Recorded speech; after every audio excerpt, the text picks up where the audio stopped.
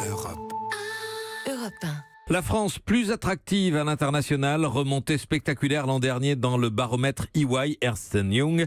Et pour la première fois, Paris est la ville européenne préférée des investisseurs étrangers devant Londres. La France qui va vendre au privé 2 bijoux de famille, c'est quasiment acquis. Daniel Fortin, après avoir longtemps hésité, le gouvernement va lancer le processus de privatisation d'Aéroports de Paris et de la Française des Jeux.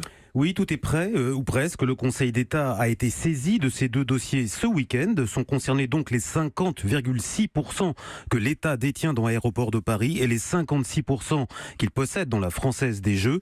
Ça faisait une bonne dizaine d'années qu'on n'avait pas vu de privatisation en France. Il faut dire que l'opinion publique est toujours méfiante devant ce genre d'opération.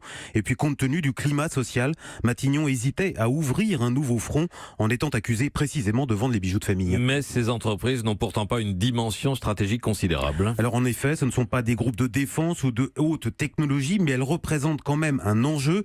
Aéroport de Paris, par exemple, est propriétaire des terrains de Roissy ou Orly.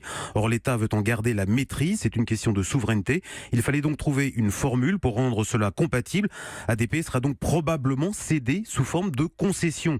Même chose pour la Française des Jeux. On veut s'assurer que le futur repreneur se pliera à la régulation sur les jeux, notamment en matière d'addiction. Ces points techniques semblent aujourd'hui réglés. Il faut maintenant attendre le feu vert définitif de l'Élysée. Daniel Fortin des Échos, merci.